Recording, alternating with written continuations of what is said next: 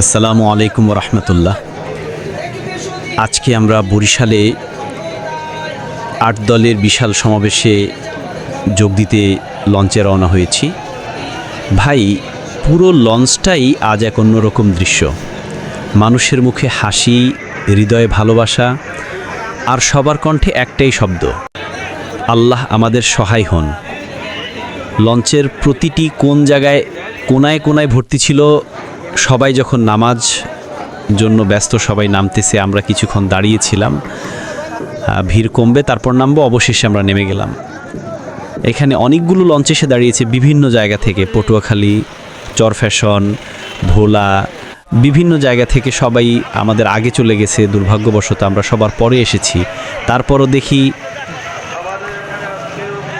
শুধু লোক আর লোক, যেন ঢেউয়ের পর ঢেউ আসছে মানুষের ভিড়ে। দাড়িপাল্লার ভাই, হাত পাখার ভাইদের সবাই একসঙ্গে মিলে যাচ্ছেন জনসমামুখী জনস্রোতে। মনে হচ্ছে আজকের দিনটা শুধুই একটি রাজনৈতিক সমাবেশ নয়, বরং মানুষের চেতনার পুনর্জাগরণ। স্লোগানের আবহ, নারায়ে তাকবীর, আল্লাহু আকবার। রাস্তার দুপাশে দাঁড়িয়ে মানুষ স্লোগান দিচ্ছে, নারায়ে তাকবীর, আল্লাহু আকবার। এ আওয়াজ শুধু কানে লাগে না, এ হৃদয়ের ভেতর কাঁপন ধরিয়ে দেয়। যেন মনে হচ্ছে যে লোকে লোক আরণ্য। সবথেকে মজার বিষয় হচ্ছে এই সমাবেশে আমাদের কোনো মা বোন নেই, তাদের ছাড়াই লোকে লোকারণ্য। মানুষের এই স্রোতকে থামানোর ক্ষমতা কারও নেই। ভাই, আমাদের উদ্দেশ্য একটাই, দলমতের বাইরে গিয়ে মানুষের ন্যায্য অধিকার, ন্যায় বিচার আর সত্যের কথা বলা। আজকের সমাবেশে ৮ দলের যে দাবি, সেগুলো কোনো দলের একার দাবি নয়, এগুলো দেশের মানুষের দাবি, এগুলো আমাদের ভবিষ্যতের দাবি। আমরা আজকে বরিশালে যাচ্ছি একটা আওয়াজ তুলতে, সত্যের পক্ষে, ন্যায়ের পক্ষে, মানুষের পক্ষে। দলীয় প্রতীক আছে ঠিকই, দাড়িপাল্লা আছে, হাত পাখা আছে, কিন্তু ভাই আজকের দিনের আসল প্রতীক হলো মানুষের ঐক্য।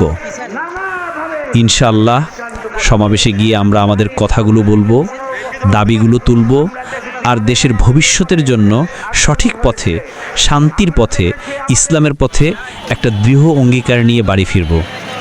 আল্লাহ যেন আমাদের এই যাত্রা কবুল করেন, আল্লাহ যেন আমাদের দেশের জন্য কল্যাণ লিখে দেন, আর আল্লাহ যেন সত্যের পথে দাঁড়ানো সকল মানুষকে শক্তি, ধৈর্য আর বিজয় দান করেন। সবথেকে কষ্টের ব্যাপার হলো প্রথম গেট থেকে আমরা ঢুকতে পারি নাই, এত মানুষের চাপ ছিল। পরবর্তীতে অন্য গেট দিয়ে ঢুকলাম। তারপরও সব মিলিয়ে আলহামদুলিল্লাহ। দোয়া করবেন সবাই, দাড়িপাল্লা মার্কার ভোট দিবেন। ইনশাল্লাহ সবাই আপনাদের নিজ নিজ এলাকায় যে এমপি প্রার্থী দিয়েছে বাংলাদেশ জামায়াতে ইসলামী, তাদেরকে ভোট দিয়ে জয়যুক্ত করবেন। ভোট সবার আমানত, যোগ্য প্রার্থীকে ভোট দিবেন, যোগ্য মানুষকে এমপি হিসেবে জয়যুক্ত করবেন। ইনশাল্লাহ দোয়া রইল সবার জন্য। আসসালামু আলাইকুম ওয়া রাহমাতুল্লাহি ওয়া বারাকাতুহু।